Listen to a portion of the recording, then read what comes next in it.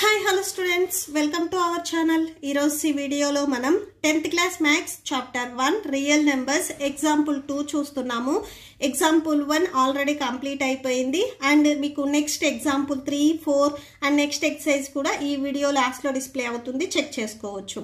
So మన channel ఎవరైనా first time చూస్తుంటే కింద మీకు రెడ్ కలర్ లో సబ్స్క్రైబ్ కనిపిస్తుంది, సబ్స్క్రైబ్ మీద క్లిక్ చేసి పక్కనే బెల్ ఐకాన్ వస్తుంది, బెల్ ఐకాన్ మీద క్లిక్ చేసి ఆల్ అని క్లిక్ చేస్తే నేను ఎప్పుడు ఏ వీడియో పెట్టినా కూడా మీకు అప్డేట్ వస్తుంది. సో ప్లీజ్ సబ్స్క్రైబ్ చేసుకోండి.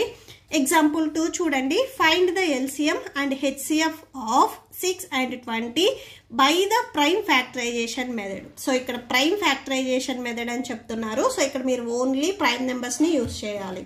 ఓకే, సో ప్రైమ్ నెంబర్స్ అంటే మనకు ఆల్రెడీ తెలుసు, ఏ టేబుల్లో డివైడ్ అవ్వకుండా వన్ అండ్ ఇట్ సెల్ఫ్ మీరు ఏదైతే నెంబర్ తీసుకున్నారో సేమ్ అదే టేబుల్ అండ్ ఫస్ట్ టేబుల్లో డివైడ్ అయితే వాటిని మనము ప్రైమ్ నెంబర్స్ అంటాము. సో ఫస్ట్ ప్రైమ్ నెంబర్స్ చూడండి, 2, 3, 4 అనేది ప్రైమ్ నెంబర్ కాదు, ఎందుకంటే 4 మీకు ఫస్ట్ టేబుల్లో వస్తుంది, సెకండ్ టేబుల్లో వస్తుంది, ఫోర్త్ టేబుల్లో వస్తుంది. ఓన్లీ ఫస్ట్ టేబుల్ అండ్ 4 తీసుకున్నప్పుడు ఫోర్త్ టేబుల్లో వస్తేనే మీకు ప్రైమ్ నెంబర్ అవుతుంది. ఇంకా ఎక్స్ట్రాగా ఏ టేబుల్లో వచ్చినా కానీ అది ప్రైమ్ నెంబర్ అవ్వదు. సో 4 అనేది ఎక్స్ట్రాగా మీకు సెకండ్ టేబుల్లో వస్తుంది కాబట్టి అది ప్రైమ్ నెంబర్ కాదు. Next 7, 11, 13, 17, 19 and so on. So these are prime numbers. So ఇవి స్టార్టింగ్ ప్రైమ్ నెంబర్స్. సో ఈ ప్రైమ్ నెంబర్స్ ని మాత్రమే మనం యూజ్ చేసుకోవాలి అని చెప్తున్నారు. ఇక్కడ నెంబర్స్ వచ్చేసరికి మీకు 6 and 20 ఇచ్చారు. మనం LCM and HCF find out చేయాలి.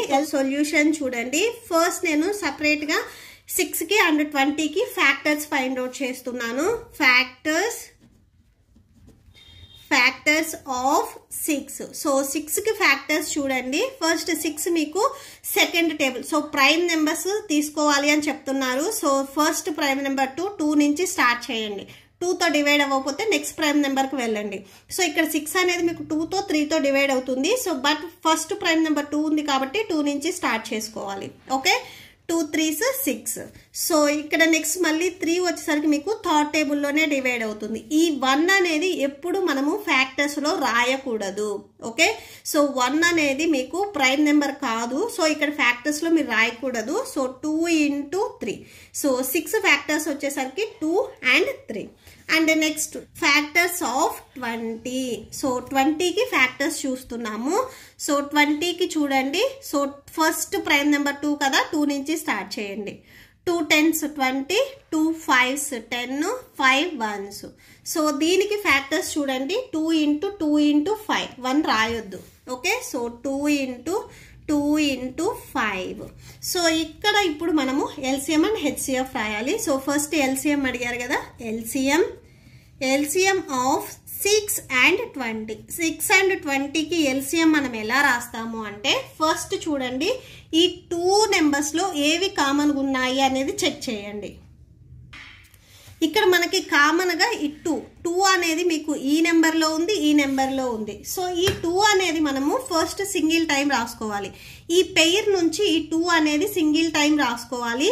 నెక్స్ట్ రిమైనింగ్ నెంబర్స్ ఏవైతే ఉన్నాయో అవి రాసేసుకోండి. ఇక్కడ 3 ఉంది, 2 ఉంది అండ్ 5 ఉంది. సో సింగిల్ ఈ పెయిర్ నుంచి ఆ నెంబర్ అనేది సింగిల్ టైం మాత్రమే రాయాలి. నెక్స్ట్ 3, 2, 5 రిమైనింగ్ ఏవైతే నెంబర్స్ ఉన్నాయో అవి మనం రాసుకుంటాము. ఎల్సిఎంకి వచ్చేసరికి పెయిర్ వచ్చేసరికి సింగిల్ టైం రాసుకొని రిమైనింగ్ నెంబర్స్ రాసుకొని మల్టిప్లై చేస్తాం. Okay, so 2 3s 6, 6 2s 12, 12 5s 60. టోటల్గా ఎల్సిఎం మీరు మల్టిప్లై చేస్తే 60 వస్తుంది.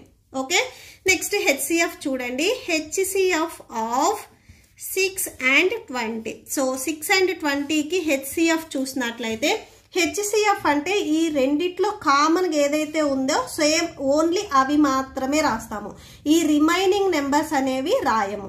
ఎల్సిఎంకి వచ్చేసరికి కామన్ ఉన్నవి సింగిల్ టైం రాసుకొని రిమైనింగ్ ఏవైతే నెంబర్స్ ఉన్నాయో అవి రాస్తాము. ఇక్కడ వచ్చేసరికి హెచ్సిఎఫ్ కి ఓన్లీ కామన్ గా ఏవైతే నెంబర్ ఉందో అది సింగిల్ టైం రాస్తాం. సో ఈ 2 ఫ్యాక్టర్స్ లో ఇక్కడ 2 అనేది రెండిట్లో కామన్ గా ఉంది. సో ఈ 2ని సింగిల్ టైం రాసుకోవాలి. ఇంకే నెంబర్స్ అనేవి కామన్ గా లేవు, సో అవి రాయొద్దు. ఓకే, సో ఇక్కడ రాసుకోండి. ఓన్లీ కామన్ ఫ్యాక్టర్ మాత్రమే రాస్తాము. Only common factor. Okay, so ఇది చాలా ఇంపార్టెంట్. ఎల్సిఎం కి హెచ్సిఎఫ్ కి మీకు డిఫరెన్స్ అనేది తెలియాలి. Okay, so that's it. ఈ ప్రాబ్లంతో మీకు ఈ వీడియో కంప్లీట్ అయింది. ఈ వీడియో లాస్ట్లో మీకు నెక్స్ట్ ఎగ్జాంపుల్ 3 కంటిన్యూ అవుతుంది, చెక్ చేసుకోవచ్చు.